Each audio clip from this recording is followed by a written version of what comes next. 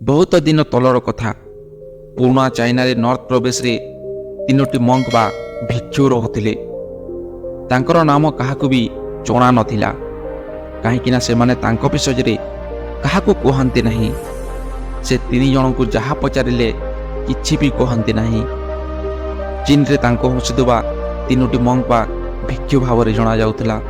ସେ 3 ଜଣ ସବୁବେଳେ ଗୋଟିଏ କାମ କରୁଥିଲେ। କୌଣସି ବି ଭିଡ଼ ଜାଗାକୁ କିମ୍ବା ବଜାରକୁ ଯାଇ ହସିବାକୁ ଲାଗନ୍ତି ଏବଂ ସେମାନେ ନିଜର ପୁରା ଅସ୍ତିତ୍ୱ ସାଥିରେ ହସୁଥିଲେ। ସେମାନେ ଏକମତ ଏକ ଧ୍ୟାନ ଦେଇ ହସୁଥିଲେ। ଏହା ଦେଇ ଲୋକଙ୍କ ଭିଡ଼ ଲାଗିଯାଏ ଏବଂ ସେ 3 ଜଣଙ୍କ ସାଥିରେ ପୁରା ଗାଁ ଯାକ ଲୋକ ହସି ପକାନ୍ତି। ଯେତେବେଳେ ସେ ଗାଁ ହସର ସାଗରରେ ଭାସିଯାଏ, ପୁଣି ସେମାନେ ସେ ଗାଁକୁ ଛାଡ଼ି ଅନ୍ୟ ଗାଁକୁ ଚାଲିଯାଆନ୍ତି। ସେମାନେ ନା ତ କିଛି କହୁଥିଲେ, ନା ତ କିଛି ଜ୍ଞାନ ଦେଉଥିଲେ। ସେମାନେ ଏମିତି ପ୍ରକାରର ହସ ହସୁଥିଲେ, ତାଙ୍କ ଆଖପାଖରେ ଥିବା ଲୋକ ବି ନିଜ ଦୁଃଖକୁ ଭୁଲି ହସିବାକୁ ଲାଗୁଥିଲା। ଧୀରେ ଧୀରେ ଚାଇନାର ଲୋକ ତାଙ୍କୁ ପସନ୍ଦ କରିବାକୁ ଲାଗିଲେ ଏବଂ ସେମାନେ ଚାଇନାରେ ପ୍ରସିଦ୍ଧ ହୋଇଗଲେ 3ଟି ହସୁଥିବା ଭିକ୍ଷୁ କିମ୍ବା ମଙ୍କ ଭାବରେ।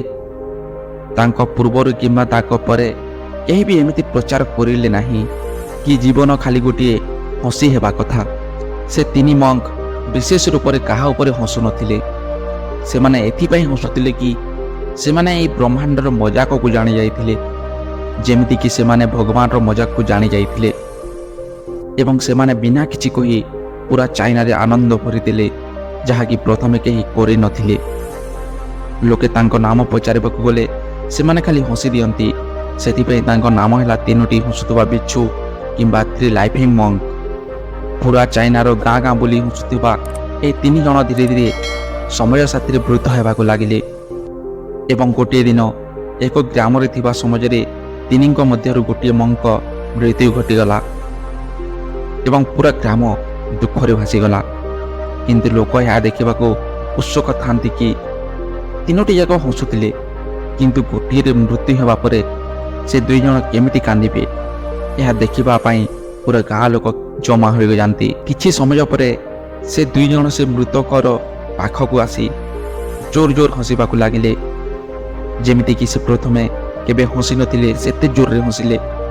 ଏହା ଦେଖି ଗାଁର ସବୁ ଲୋକ ଆଶ୍ଚର୍ଯ୍ୟ ହୋଇଗଲେ ଏବଂ ସେମାନଙ୍କ ମଧ୍ୟରେ ଥିବା ଗୋଟିଏ ବୃଦ୍ଧ ବ୍ୟକ୍ତି ସେ 2 ଜଣଙ୍କୁ ପଚାରିଲା କି କାନ୍ଦିବା ସମୟରେ ଏମିତି ହସୁଛ କାହିଁକି? ତମର ଗୋଟିଏ ସାଥୀର ମୃତ୍ୟୁ ଘଟିଛି ଏବଂ ତମେ ହସୁଛ। ଏହା ଶୁଣି ସେ 2 ମଙ୍କ ପ୍ରଥମ ଥର ପାଇଁ କଥା କହିଲେ। ସେମାନେ କହିଲେ, ଆମେ ହସୁଛୁ ଏଥିପାଇଁ କି ଏ ମରିଯାଇଥିବା ମଣିଷ ଆମଠୁ ଜିତି ଯାଇଛି। ଆମେ ସବୁବେଳେ ଭାବୁଥିଲୁ ପ୍ରଥମେ କାହାର ମୃତ୍ୟୁ ହେବ ଏବଂ ଏହି ମଣିଷ ପ୍ରଥମେ ମରି ଜିତି ଯାଇଛି, ଆମକୁ ହରାଇ ଦେଲା। ଆମେ ଆମ ହାରିବା କିମ୍ବା ଏହାର ଜିତିବାରେ ହସୁଛୁ ଏବଂ ଆମେ 3 ଜଣ ସାଙ୍ଗରେ କେତେ ବର୍ଷ ବିତାଇଛୁ, ସାଙ୍ଗରେ ହସିଛୁ ଏବଂ ଏହାର ଶେଷ ସମାଜରେ ହସିକି ଏହାକୁ ବିଦାୟ ଦେବା ଆମ 2ଙ୍କ ଭାଗ୍ୟରେ ଥିଲା। ଏଥିପାଇଁ ବି ହସୁଛୁ। କିନ୍ତୁ ପୁରା ଗାଁ ଦୁଃଖରେ ଥିଲା। ଯେତେବେଳେ ମୃତକକୁ ଚିତା ଦେବା ପାଇଁ ଶୁଆଗଲା, ସେ ଗାଁର ଲୋକଙ୍କ ସେ ମୃତକ ମଙ୍କର ହସୁଥିବା ମୁହଁକୁ ଦେଖି ଜାଣିଗଲେ ଯେ ସେ 2 ମଙ୍କ ମିଛ କହୁନଥିଲେ। ଏବଂ ଚାଇନାରେ ଏମିତି ପ୍ରଥା ଥିଲା କି ଜଣଙ୍କ ମୃତ୍ୟୁ ହେଲେ ତାକୁ ଗାଧୋଇବା ପ୍ରଥା ଏବଂ ନୂଆ ପୋଷାକ ପିନ୍ଧାଇ ତାକୁ ପୋଡ଼ାଯାଏ। କିନ୍ତୁ ସେ ମୃତକ ଆଗରୁ କହିଥିଲା କି ମୋର ଦେହ ପବିତ୍ର ଅଟେ, ମୋତେ ଗାଧୋଇବ ନାହିଁ ଏବଂ ନୂଆ ପୋଷାକ ମଧ୍ୟ ପିନ୍ଧାଇବ ନାହିଁ। ମୁଁ ଅପବିତ୍ର ହୋଇପାରିବି ନାହିଁ, କାହିଁକିନା ମୁଁ ସଦାବେଳେ ହସୁଥିଲି ଏବଂ ମୁଁ ପୁରା ପବିତ୍ର ଅଛି। ସେଥିପାଇଁ ତାକୁ ସେମିତି ହିଁ ପୋଡ଼ାଗଲା ଏବଂ ନିଆଁ ଲଗାଇବା ପରେ ତା ଚିତାରୁ ଆକାଶକୁ ଫୋଟକା ଉଡ଼ିବାକୁ ଲାଗିଲା। ସେ ପ୍ରଥମରୁ ତା ପୋଷାକରେ ଫୋଟକା ରଖିଥିଲା। ଯେମିତି ସେ ଫୋଟକା ଆକାଶକୁ ଗଲା, ସବୁ ଲୋକ ଏବଂ ସେହି 2 ମଙ୍କ ଫୋଟକାର ରଙ୍ଗୀନ ରଙ୍ଗୀନ ରଙ୍ଗକୁ ଦେଖି ଜୋର ଜୋର ହସିବାକୁ ଲାଗିଲେ ଏବଂ ଏହା ଥିଲା ତାଙ୍କ ଶେଷ ହସି। ଲୋକେ କହିଲେ ଶେଷରେ ମରିବା ପରେ ବି ଲୋକଙ୍କୁ ହସାଇଗଲା।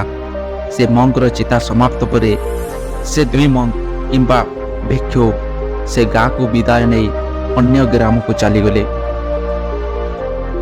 ଏହି କାହାଣୀଟି ଯଦି ଭଲ ଲାଗିଥାଏ ଲାଇକ୍ ଏବଂ ସବସ୍କ୍ରାଇବ୍ କରିଦିଅନ୍ତୁ। ଧନ୍ୟବାଦ।